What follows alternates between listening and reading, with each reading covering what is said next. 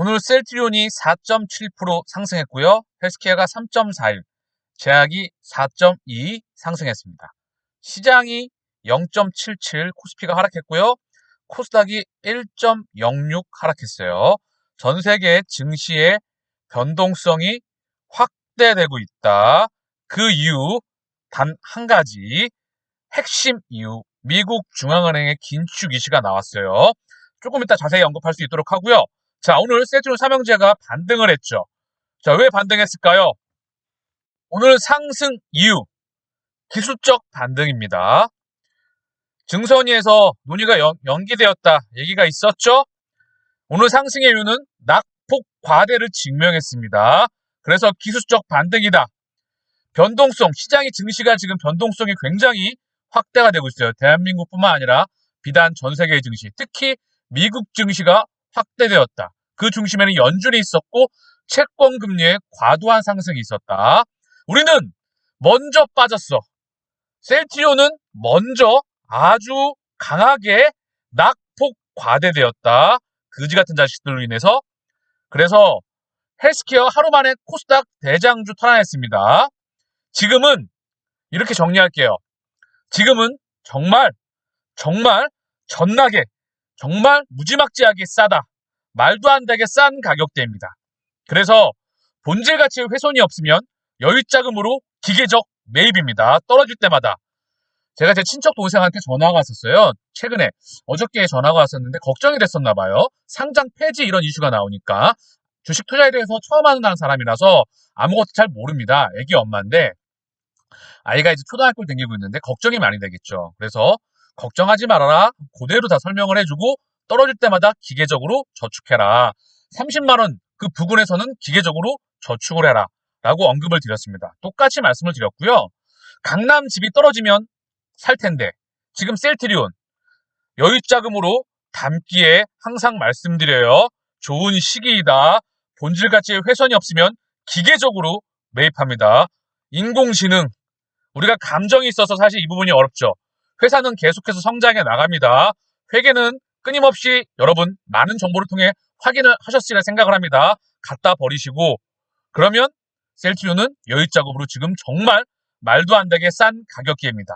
물론 바닥을 알 수는 없어요. 허나 본래 가치보다 싸질 때마다 매입을 한다면 더 큰 가격대로 더 큰 수익으로 돌아옵니다. 자, 코스피 차트예요. 오늘 정확하게 여기 지지를 받았거든요. 지지를 받았는데 2830에서 40포인트 그 부근입니다. 여기 이탈하게 되면 여기까지는 열어줘야 됩니다. 2750포인트 PBR, PBR 1배 그 부근이죠. 그러면 어느 정도 좀 빠졌다, 조정을 받았다라고 볼 수 있겠죠. 요 부근이고요. 여기서 안착하길 좀 기대해 보고요. 이 부근에서 여기 만약에 이탈을 하면 사실 여기까지 변동성은 확대될 수 있습니다. 요 부분, 여기, 그다음 여기가 좀 더 안전하겠죠. 이 부분이 여기가 슈팅이 나왔기 때문에 지지 라인이 이렇게 세진 않아요. 이 부분하고 이 부분이 있는데 일단 첫 번째로 PBR 1단 그 부분 여기까지라도 한다로 이 부분에서 지지받고 안정권을 취하기 위해 한번 바라봅니다. 미국 증시가 나스닥이 무려 2.6% 하락 마감했어요. 다우가 1.51, S&P가 1.84 하락 마감했는데요. 차트를 보게 되면 한눈에 보여요. 나스닥 차트거든요.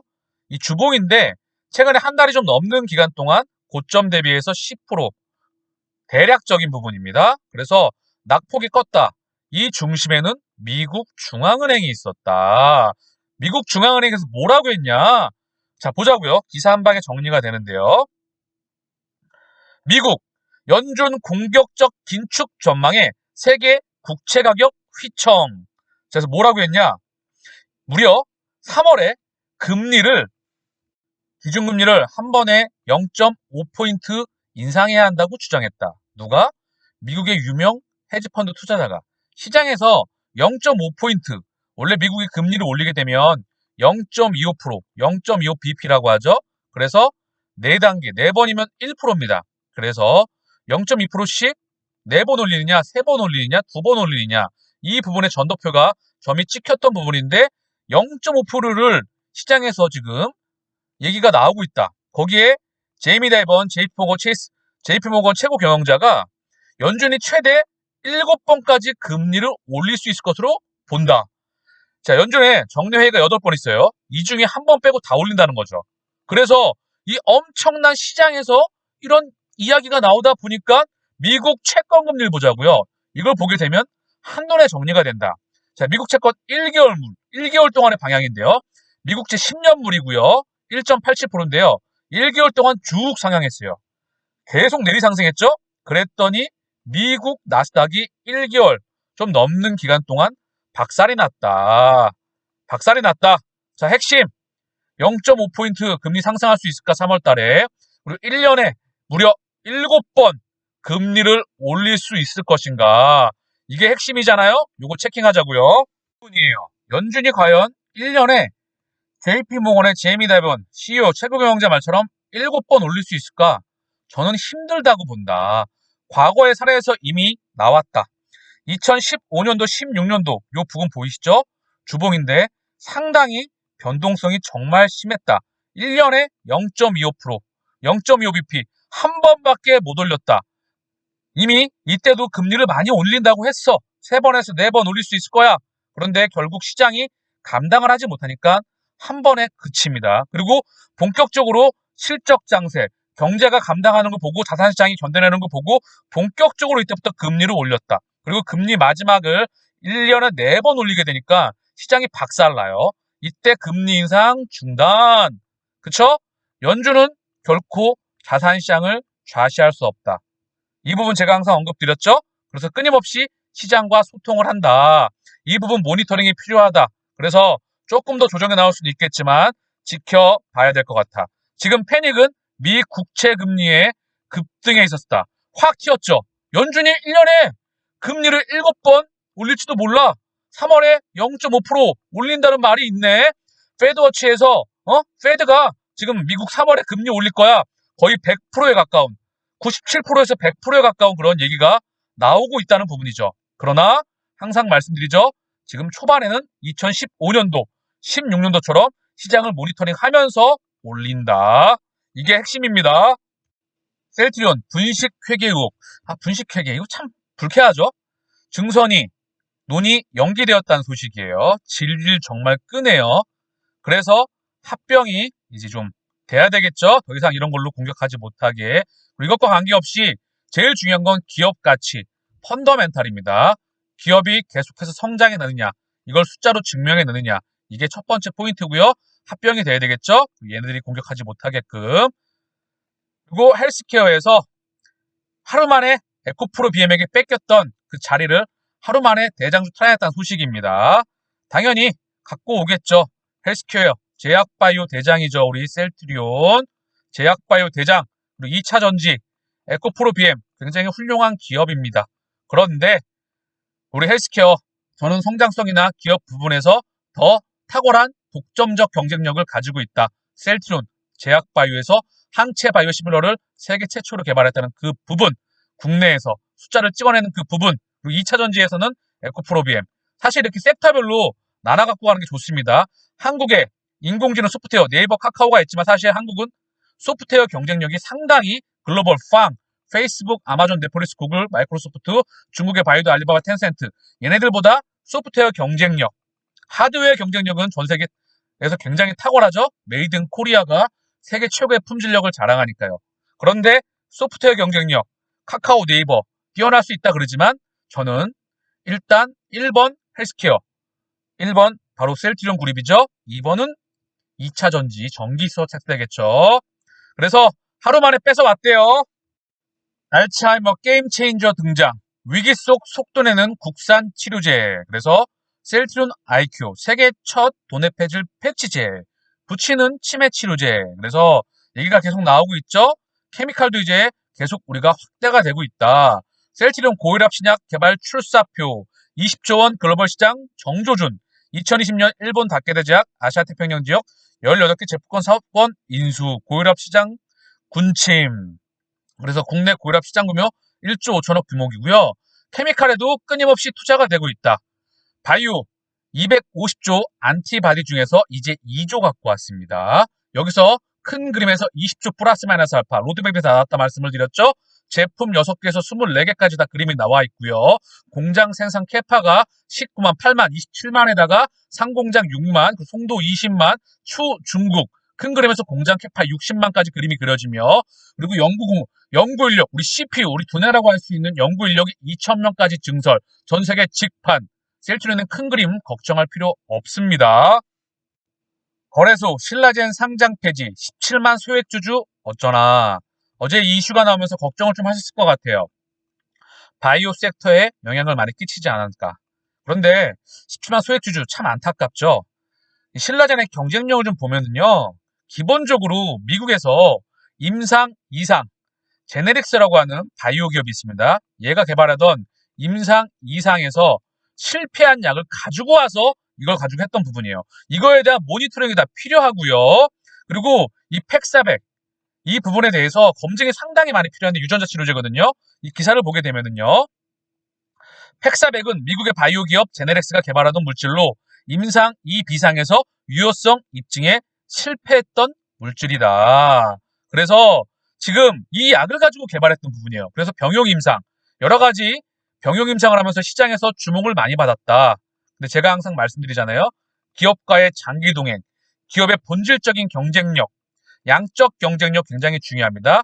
결국 이 양적 경쟁력을 만들어내는 건 질적 경쟁력, 오너, 최대 주주를 신뢰할 수 있느냐, 정말 중요한 부분이다. 경영진 마찬가지입니다. 그런데 여기서 보이시죠? 이 부분이에요. 여기서 이때 당시에 문은상, 바로 신라젠의 최대 주주였죠. 이 사람이 치과 의사였었어요. 러시아에서 치과 의대인가 그거 하다가 갑자기 부산에는 조그만 랩으로 시작했던 신라젠인데, 얘를 가지고 또 요 제네릭스하고 연결이 되고 팩사박과 연결이 되면서 코스닥 상장까지 진출하게 되는데, 뭐 자기 의료 관계자 1,000명을 지인을 동원해서 자금을 마련해서 인수를 했다. 병용 임상 얘기를 했다. 뭐 좋다 이거예요. 유전자 치료제. 그런데 여기서 바로 대량으로 물량을 텁니다, 이미. 그리고 이 모습이에요.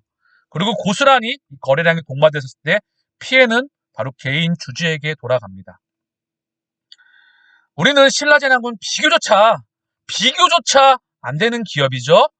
바이오 기업, 제약 기업을 통틀어서도 케미칼 약품, 제약 바이오 기업을 통틀어서도 국내에서 거의 독보적인 영업이익률과 항체 의약품을 국내에서 거의 독보적으로 핵심 경쟁력을 가지고 있는 기업입니다.